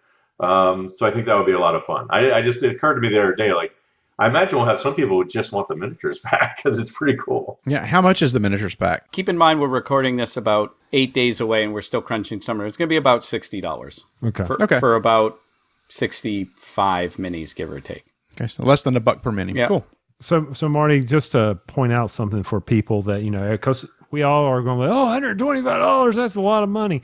I do want to say that $125 in today's dollars in 1981 is $45. So they are saving you $35 from the original Dark Tower. Wow, that's some quick math there, Tony. So the original game was $80 in 1981, and this would be $45 in 1981. That's well, right. Yeah, That's a for good the record, deal. I've seen a couple of different prices. It's one of those things that probably was on sale somewhere. I just don't want someone coming and say, we got ours for $50 or whatever. I mean, that might well be true, but sort of the MSRP, if you will, of the original game. But in today's dollars, if you wanted to buy a Dark Tower from 1981, it's going to cost you $400. You're still saving money, people. That is true. Well, I mean, $125 Kickstarter for all this stuff is not unusual, and especially when you look at the engineering marvel that this is going to be sitting in the middle of the table. So I assume that we'll probably, as the Kickstarter goes through, you'll have stretch goals along the way, I guess. Have stretch Yes, goals. stretch That's what you do. goals. Yeah. I was thinking about this today. It's like this, like a folie à deux, right? Where they know the stretch goals. A lot of them are sort of built in, and we know it, and we all pretend like, hey, we were never going to, the first 10 stretch goals or whatever. I know, right? it's like, we'll include a box cover and rules. But it's part of the fun. So I don't mean to poo-poo that. I actually think, I was talking today, it's like Kickstarter should be fun. And that is part of the fun. It's tough to work on the publisher side, so it's a challenge for us. But it is fun when you're doing it and you're in the moment, you're getting these stretch goals. And so, yeah, we'll have some stretch goals.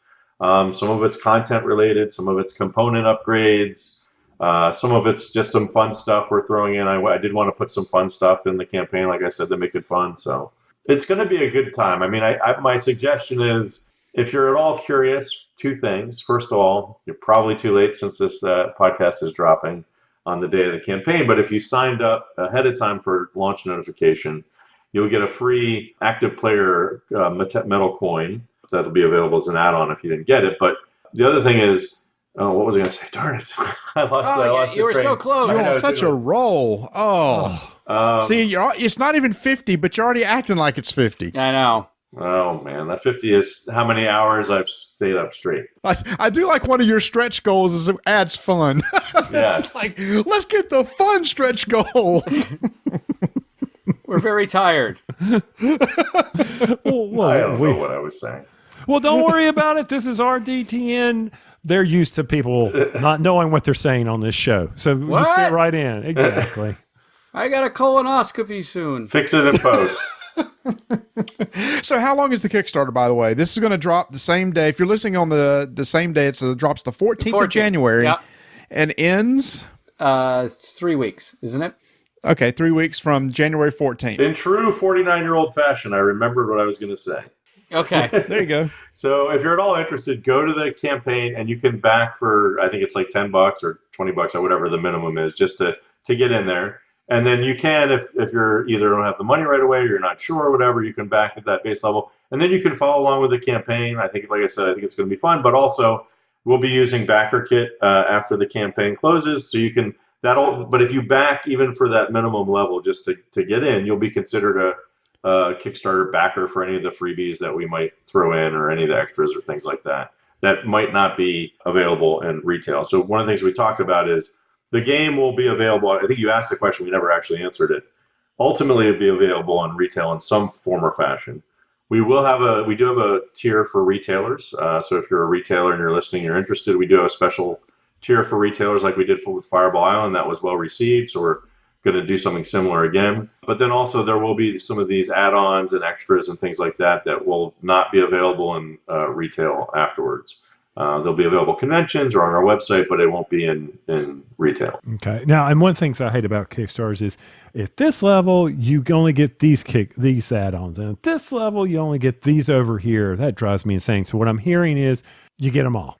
Yeah, I mean, certainly we have some stretch goals that might improve the Alliances expansion, for example. And if you don't get the expansion, obviously you don't get those. But yeah, there's no early bird tiers or there's no real Kickstarter exclusives. We don't do that sort of thing. Good. Okay. There you go. Yeah, it's funny. Every time somebody comes out with the early bird special, I see nothing but a lot of complaining. And it's true because some people just don't sit on the internet all day long. And it's like, well, shoot, if I would have known, I would have done it. But, I didn't happen to be looking at it that day. So I was doing something. Yeah, I was actually like working. So yeah, that's cool. So $125, some add-ons that you can get, like the monsters and everything. You're going to be doing the backer kit later on, so you can come in for the minimum amount. And if you want to, if I understand right, that means later on with the backer kit, you can jump in and go ahead and get the full game. Sure, and all the add-ons will be available in backer kit as well, the extras. Yep. And again, I think you asked, and I'm not sure we answered, but it's a 21-day campaign, not a 4-week campaign. Yep. 3 weeks. Okay. January 3rd. Yep. Yep. Yeah. February 3rd. February 3rd. Yeah. That is correct. Wow. So we've been jumping between 20 release February of 2020 to February 21. We're talking January 14th to January 3rd. We're solid, Marty. We are starting off strong. Yeah, we don't know what's going on here. We don't know. Just go out to the link that's in our show notes there and just go click and just give them $125 and be done with it. Yep, that's how it works. That'd be easiest for everybody. or what's really the easiest for all of us is if you go to Google and you type in The Dark Tower Restoration Games. It's amazing what will pop up first there on Google. Just click and go. I'll be remiss. I know people can look it up, but in case people are wondering, do you know the shipping rates at this time? I have to go back and check the Kickstarter for sure, because I assume there's going to be some heft to this thing. It is a big box. That is for sure. We haven't locked down shipping yet, though. So that is okay. The last domino to put into place. All right. I mean, obviously, by the time you're listening to this, it's there. We will know. Yes, we need to know it in a week. Future me knows it. Right. This is what we're doing the rest of this week. We're like weighing things and double checking like how many are in a carton and all the cool stuff you do. All right, that's the Dark Tower 2020. What else is in store for Restoration Games?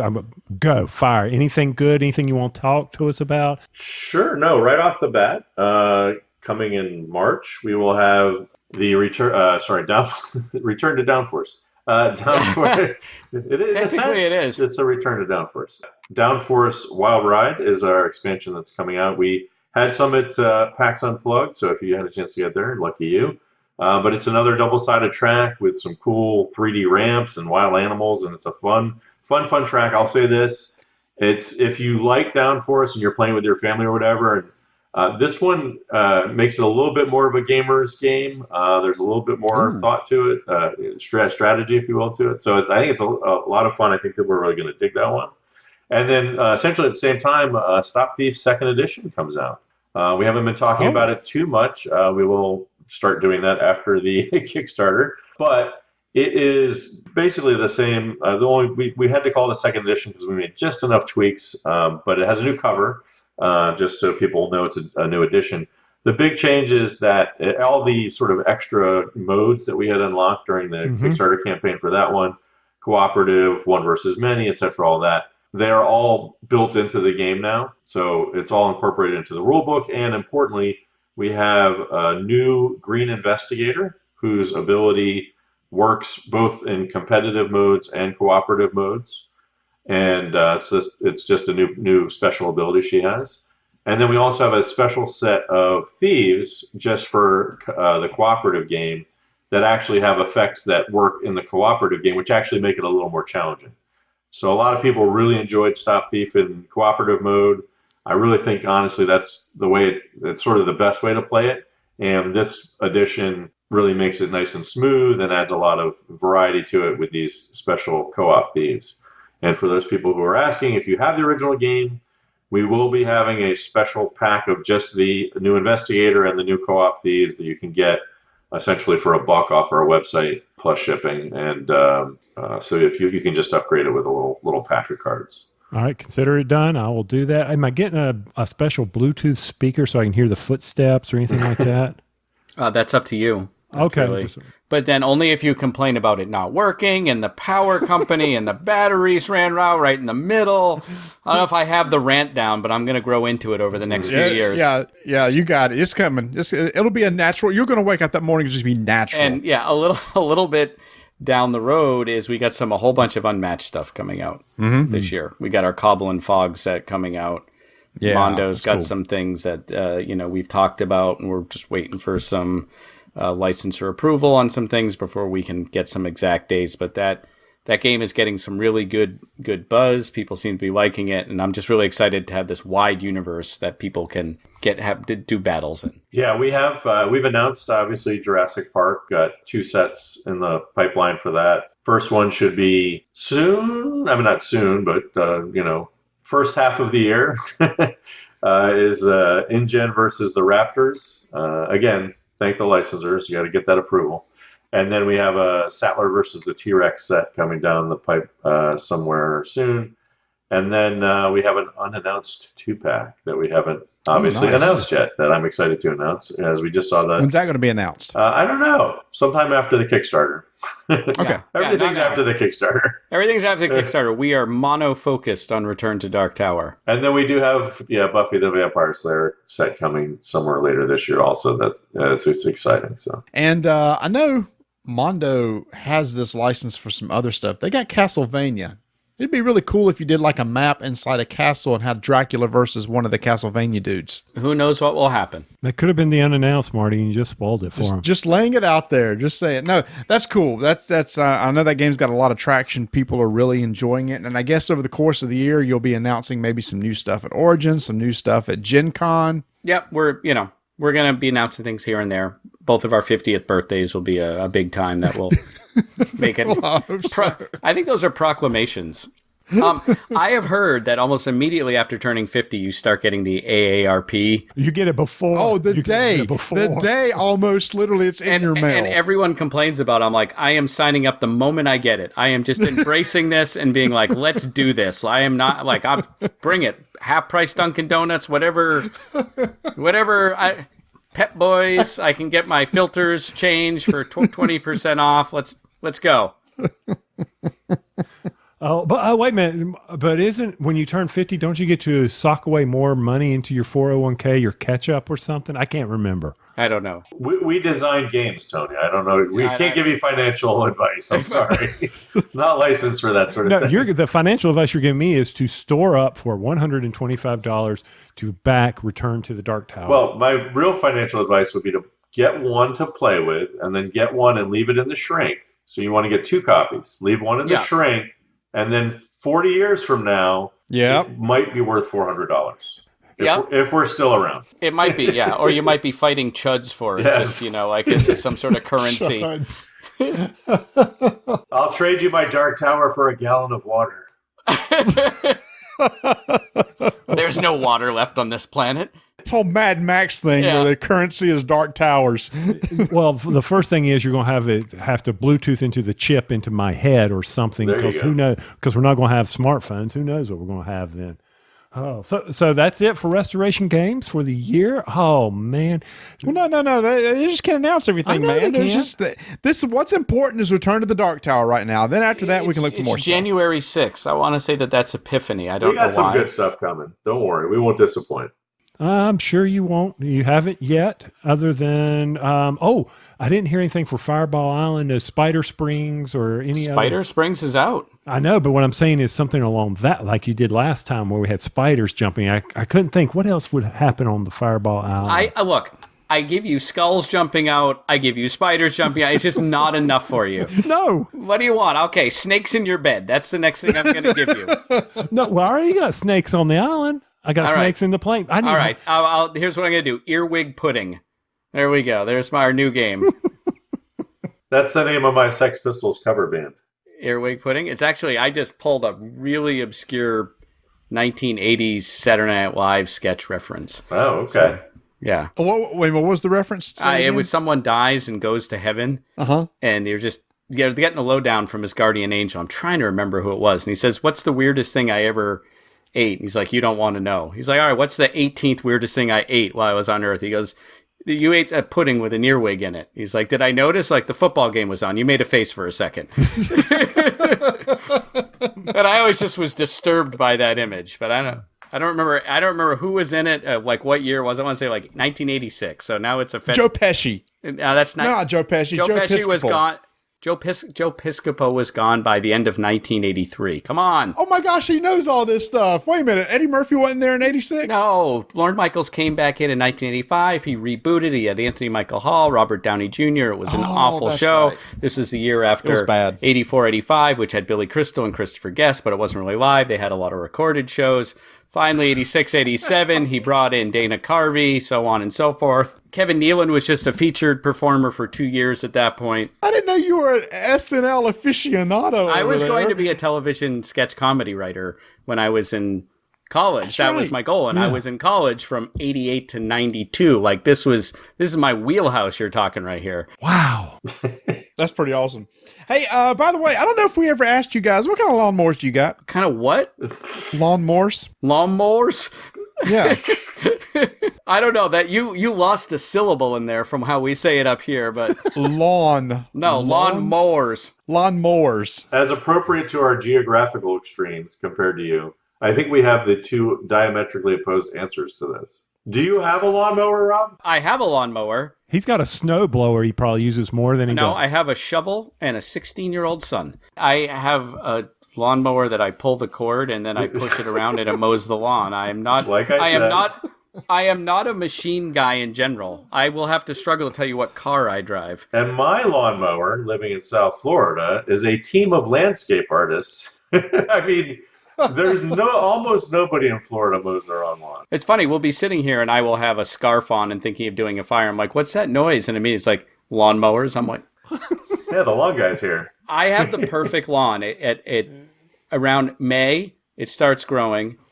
I mow it. I'm getting a little annoyed. Around July 4th, it just freezes in this stasis where it's not quite dead. And I mow it one more time before the end of the season.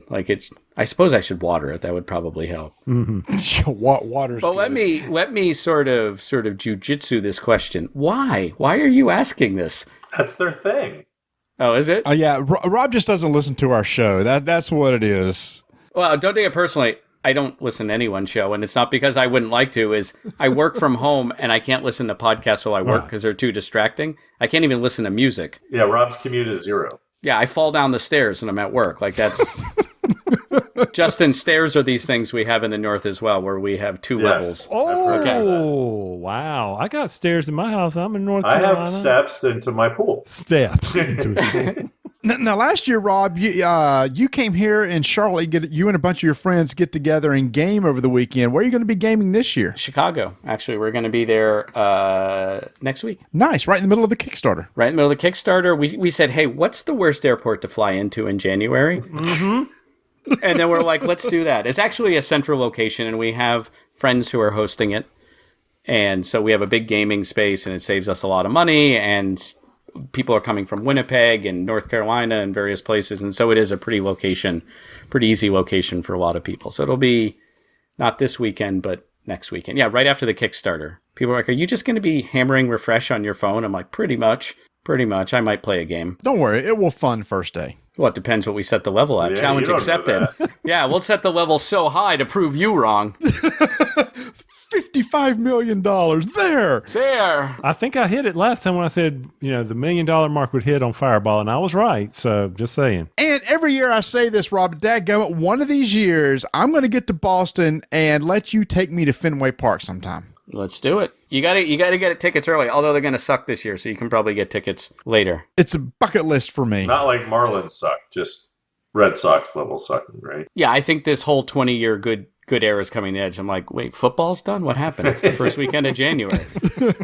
Patriots aren't even supposed to start playing in the playoffs yet. How are they already done with the playoffs? Oh, we could talk a little bit about the Belichick thing. I was reading about that today. That was pretty. What about the timeout thing? Oh, yeah, and where he invented that. That was so funny. Oh, my gosh, I was laughing Oh, so wait, he hard was today. getting so mad at Vrabel for doing... What he designed, exactly. Yeah, for people that are wondering, there was the football game, and one of the coaches kept taking penalties, and because he was going to punt it anyway, but every time he took a penalty, the clock would start up again and just run more seconds off of the clock. So he didn't care. He was just trying to run the clock down. And after a certain point, they'll get like an unsportsmanlike conduct. But it has to be two in a row of the same thing. Right, or so something he like did that. like delay of game by letting the clock run down, and then they would do a false start, and then they would do delay a game, and then they would do a legal man in motion. Right, and I was watching this, I'm like, Belichick's just mad because he didn't think of it. Well, he did. He did it against the Jets in October. Oh, did he? Yeah. Yeah. Yeah, I missed that. When he was winning 33-0, but actually at 5, I think it's 5 minutes, the clock will not start back up. And what's even more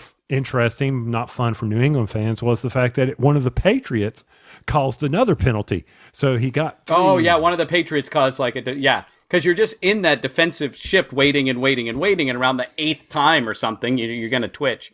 I knew it was over before then when they got first and goal and couldn't get it in. I'm like, okay, the wheels fell off the wagon real hard in the middle of November, and it's long overdue, right? I mean, that sustained they'll still be better than Miami next year, but I mean, barely. That is a low bar, sir. Wow.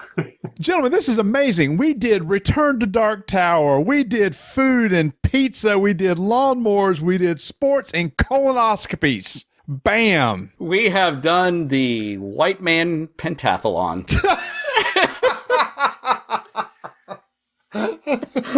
And we didn't even talk about vacations like we do. We didn't talk about Justin's trip to Hawaii and his enjoyment there. But I will say one thing, Justin, this beating me by over 80 points in Ascension is getting freaking sometimes. Oh, Marty, I enjoy decimating foes in Ascension as well, but Justin has a knack. He will get the right cards. I think the man cheats in that game. I don't know how or why, but it is my my wheelhouse game for sure. So I've got a couple other people that I'm playing regularly with that I beat most of the time. Finally, I started playing with Rob Rouse, actually. And we had a little bit of a smack talk before we started playing, like, oh, nice record. And he won the first game by 1 point. I was like, oh, very nice. And then I won the second game by 1 point. And then we've literally, each game's been like 1 to 3 points, and we've been flip-flopping every time. So it's, I finally met my match. Hey, in Return to the Dark Tower, like what made me think of this was Ascension now has achievements that you can unlock. Since you're going to have an app, are we going to have achievements to unlock in Return to the Dark Tower? Oh, that's interesting. Hadn't thought of that. No, That's actually a pretty good idea. I think we talked about it a long time I've talked ago. about it with Noah, and we've done stuff. The thing is, it's this very interesting place where the physical game needs to be done because we need to start making tools and we need to start making plastic and rotors. And that guy who lives in Northern England needs to start making gears. Hopefully he's not the only guy on the planet. And then we have 3 to 9 months to work on software because that just needs to be in the App Store, like, let's say 3 to 4 weeks ahead of when the game is shipping out to people. So some of the stuff we're doing, we know, like, okay, we will be tuning this and talking about all the fine tuning we're doing on the physical components, we'll be doing on the digital components once those are out the door. So I don't have an answer for that yet. And we didn't mention, what will the app be available on? Android, iOS. It'll be in the Amazon App Store. Okay. So it will not be on PC, not Steam? Oh, no, because you need Bluetooth, so that might be a pain. Yeah. The question is, does the Switch have Bluetooth? It does, because the controllers, yep. Mm-hmm. That'd actually be interesting on the Switch, because then you could dock it and play on a big screen. Mm-hmm. Yeah, I mean, you can do that now, like from your iPad. You can, what do you call it? Not AirDrop, the other thing. Apple Share. Whatever it is, yeah. Share or something like that. Apple something. Yeah. I something. Wow, just so dismissive over branding. From the man who brings you lawnmowers every week, suddenly you don't like another company having their branding. Apple TV Plus, there whatever. We go. All right, gentlemen, it has been wonderful as always. It seems like we always have you guys on around the beginning of the year. It's always fun to get you on because you've always got some exciting Kickstarter that you seem to do around this time every year. So I can't wait to see what you're going to announce, I guess, at Gen Con this year and maybe coming to Kickstarter next year. Who knows? We don't because we're too busy, but we have thoughts. I believe you're talking about something after the Kickstarter. Yeah. Oh, and be sure to block on your calendars the Thursday at Gen Con so that you can come to the RDTN meet and greet, Spaghetti Warehouse, wherever we go, night. Just be sure to block that for us, please. Strike tournament. That is Thursday, July 30th, 2020. I've been there the last years. It's been a blast. I appreciate that. And if we don't get the restaurant this year because people keep beating us to it, we will just have spaghetti in a big pot out in the street. We'll be good. We'll be golden. All right. That's a decision. All right. So I guess we'll be seeing you guys hopefully sometime soon. I'll probably see you at a con or something like that. And don't sweat it next week. It's going to do fine. Return of the Dark Tower is going to be a huge success. People have been waiting on it. They've been asking for it for years. So you'll be just fine. I thank you. I will believe it when I see it. Winter is here in New England. The Patriots have lost. Everything is bad. but pitchers and catchers report in like 3 or 4 weeks. So you're 5.5. All right, gentlemen. Thanks so much. All right. Thank you. Thanks.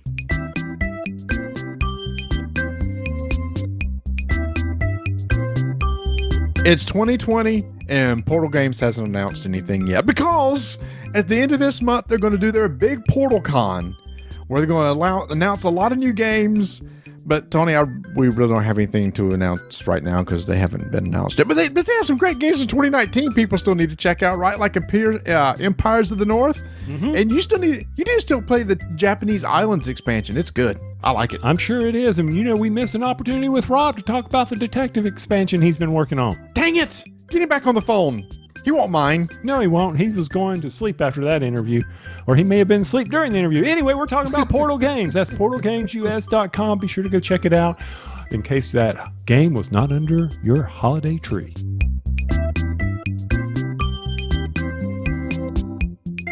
So, Tony, in our last episode, you had this really, I thought, was very observant observation. How's that for wordsmithing there? I'm the one that usually screws that up. Observant observation. Wow. It's a very observant observation. You talked about whether people prefer tables or booths. Yes, I did. You convinced me, and I believed it too, that women tend to prefer tables and men tend to prefer booths. Mm-hmm. So, as a good engineer and scientist should do, you said, okay, we need to get a bigger sample here. So you posted a poll on our BGG guild and just said, what do you prefer? Sitting at a restaurant, booth or table? They totally proved our hypothesis was totally wrong. Oh, they did, which surprised the mess out of me. I thought for sure that it was going to be 50-50. I thought more men were going to say tables and more women would say booths. But no, because 68% of the respondents said booths and 32% of the people said tables. And I believe there were more men that voted in this poll than women did. So, yeah, that totally throws that theory out the window. Right. And it wasn't, by the way, somebody picked up my Slack, and that was Muffin Pup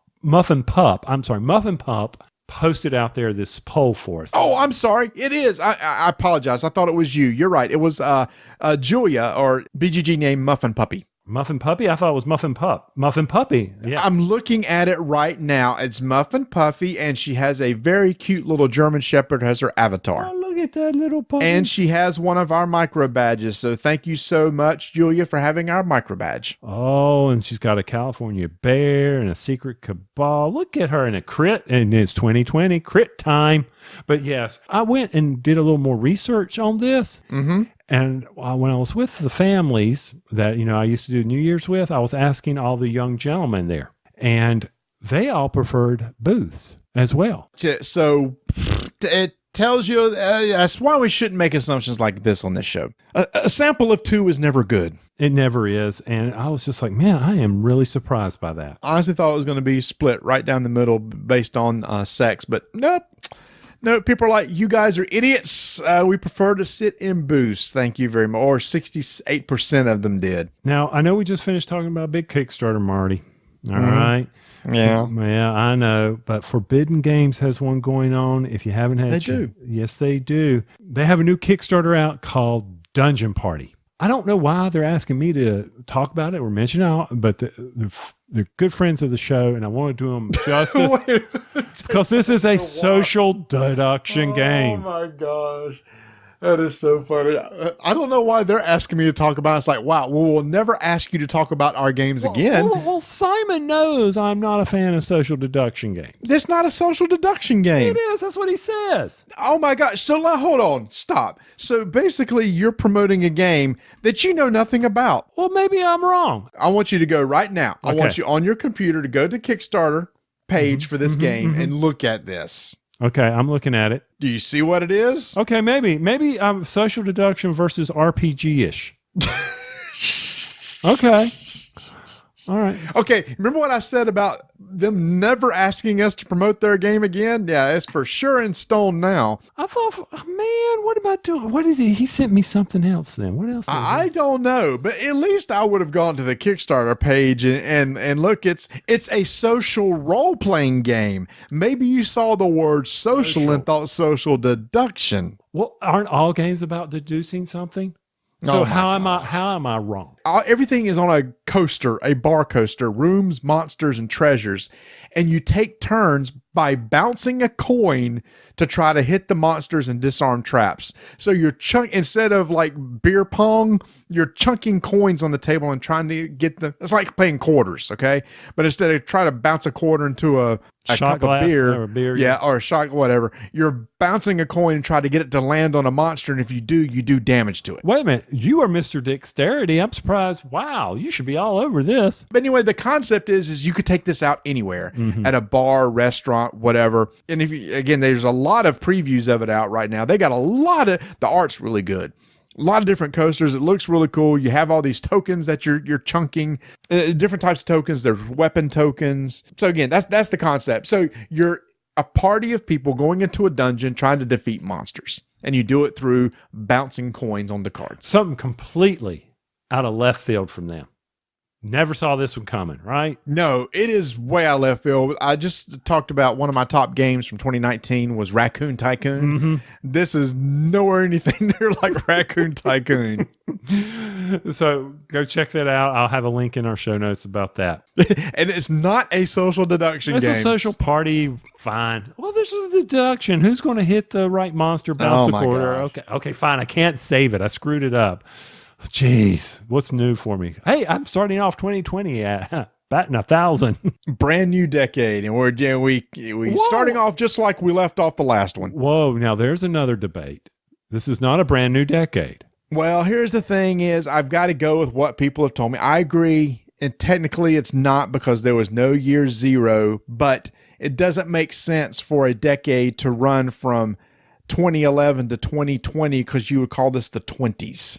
So a decade could be any 10 years, right? A decade could be 2015 to 2024 if you want. You could. Yeah, absolutely. So basically, it's not that. It's just, hey, we just finished a series of years and we came to the zero. Yes, and that's it. But I had this argument with people, and my son was getting upset at me. He's like, I'm tired of you talking about this. Just deal with it. It's the 20s. It's another decade. Just stop it. See, and then I go back to the argument. Okay, do you start counting at 0 or 1? I agree. The first decade was years 1 to 10. I agree. And then the second decade was 11 to 20. And who was it that didn't have the 0? The Romans or the Greeks? Somebody didn't. Somebody didn't. Well, I blame them. I'm not blaming you. What do you mean they didn't have a 0? Nobody had a 0. Okay. There was never year 0. No, I'm not saying year 0. In the numerical counting, there was no, if you look at Roman numerals, there is no 0. Wait a minute. There's not a 0? Not in Roman numerals. I have never realized that. So is that true? Yeah, if somebody's going to fact check me, there's no 0 in Roman numerals? No. I mean, I've never seen it. Think about whenever you watch a TV show and because I know you do this because I do this, and that's just how our minds work. When you see an old show, like I've been watching Hogan's Heroes, I will pause it so I can try to calculate when the TV show was produced. Here it is. The number 0 does not have its own Roman numeral, but the word nulla, like null, was used by medieval scholars in lieu of a 0. That's medieval. Romans were before the medieval. Well, I'm just saying that medieval people. Do you know what was on AMC the other day? Oh my gosh! The Life of Brian. Really? They had to really cut that movie up then. Yeah, and I turned it on where he was defacing the Colosseum with the graffiti. Oh my gosh! And he was telling them the right how to conjugate verbs.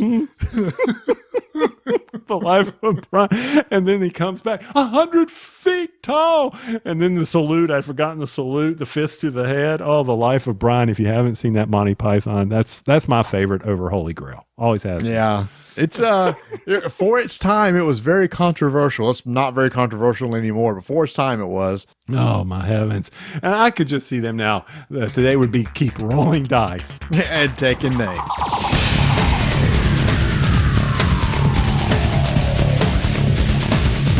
Thanks for joining us for a brand new decade. We're going to call it a decade and say it's the 20s. Everybody, make sure to follow us on Twitter at Dyson Names, Instagram, Dyson Names, and join us next episode where we're going to take a deep dive into our survey results.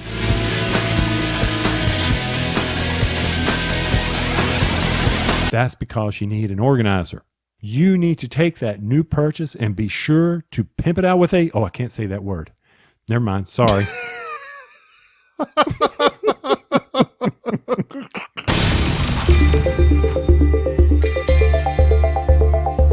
Miniature Market is starting off strong in 2020. If you missed it, they had a big sale for Asmodee. They had 70% off on a whole bunch of games. Be sure to pay attention. Sign up for their newsletter. Go check out the drop. Who knows what else are coming? They may have more in store for you. You never do know what Steven's done over there at miniaturemarket.com. They've got that game that you heard us talk about here, Little Devils. Be sure to check that one out. Or in the future, there may be a game that Marty talked about that I'm not even going to attempt to say again unless he wants to interject at this time. Letterpress? You can't say letterpress? I was thinking about the other one. Oh, sorry. I can say letterpress, thank you so much. Which is available for pre-order for $15.19. I believe you're talking about Town Builder Coevorden.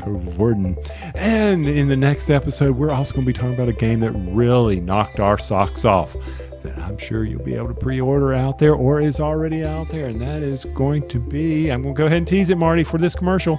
Go ahead and do it. Give the full name, though. Oh, my gosh.